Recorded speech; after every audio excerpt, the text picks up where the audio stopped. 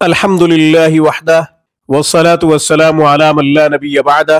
سامعین السلام علیکم ورحمۃ اللہ وبرکاتہ۔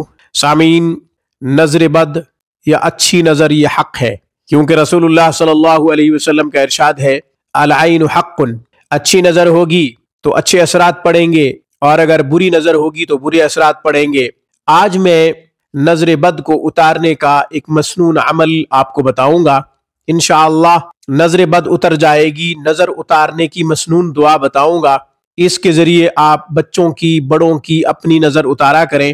انشاءاللہ تمام بیماریوں سے بھی محفوظ رہیں گے، اور ہر قسم کی بندش، زوال وغیرہ سے بھی آپ محفوظ رہیں گے۔ وہ دعا کون سی ہے، کتنی تعداد میں پڑھنی ہے، آگے چل کے اس کی وضاحت کرتا ہوں۔ ہمیشہ کی طرح درخواست کروں گا کہ آپ خود بھی قرآن کریم پڑھیں، اپنے بچوں کو بھی صحیح حروف کے ساتھ قرآن پڑھائیں۔ قرآن کریم کی ایک آیت مبارکہ کا پڑھنا 100 رکعت نفل پڑھنے سے زیادہ افضل ہے۔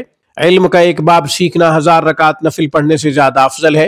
اپنے بچوں کی تعلیم و تربیت پہ توجہ دیجیے، ان کے لیے وقت نکالا کریں۔ آن لائن کلاسز کے لیے، علاج معالجہ کے لیے آپ ہم سے رابطہ کر سکتے ہیں۔ ہفتے کے 7 دن 24 گھنٹے ہماری بہترین اور معیاری سروس سے آپ فائدہ اٹھا سکتے ہیں۔ جیسا کہ شروع میں عرض کیا ہے کہ نظر اتارنے کی مسنون دعا بتاؤں گا، تو میں مسنون دعا پڑھ رہا ہوں۔ یہ رسول اللہ صلی اللہ علیہ وسلم نے ہمیں تعلیم فرمائی ہے۔ جب ہم اپنی بیماریوں کا علاج قرآن و سنت سے کریں گے تو ہمیں خوب فائدہ ہوگا، اللہ بھی خوش ہوگا، اور ہمارے عقائد، ایمانیات وغیرہ بھی محفوظ رہیں گے۔ جب ایمان اور عقیدہ محفوظ ہو تو پھر انسان مطمئن رہے کہ ضرور اس کا خاتمہ ایمان پہ ہوگا انشاءاللہ۔ تو بدعات سے بچنے کے لیے، شرکیہ کلمات سے بچنے کے لیے ہمیں اپنے بیماریوں کا علاج قرآن و سنت سے کرنا چاہیے۔ الحمدللہ ثم الحمدللہ، ہر مسئلے کا حل قرآن و سنت کے اندر موجود ہے، ضرورت صرف جستجو اور مطالعہ کی ہے۔ اب میں وہ دعا پڑھ رہا ہوں۔ بسم اللہ اللہم اذہب حرہا وبردہا ووصبہا۔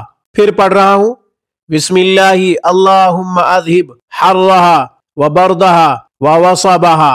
یہ دعا 3 دفعہ یا 7 دفعہ پڑھیں، اور دم کر لیں اپنے اوپر، یا بچے کے اوپر دم کر لیں، یا پانی کے اوپر دم کر کے دے دیں، اور یہ کہہ دیں قم باذن اللہ، اللہ کے حکم سے تندرست ہو جا، اللہ کے حکم سے صحت یاب ہو جا۔ انشاءاللہ ضرور صحت ملے گی، انشاءاللہ ضرور بیماری سے شفا مل جائے گی۔ آج کی گفتگو میں بس اتنا ہی۔ اقول قولی ھذا واستغفر اللہ، وآخر دعوانا الحمدللہ رب العالمین۔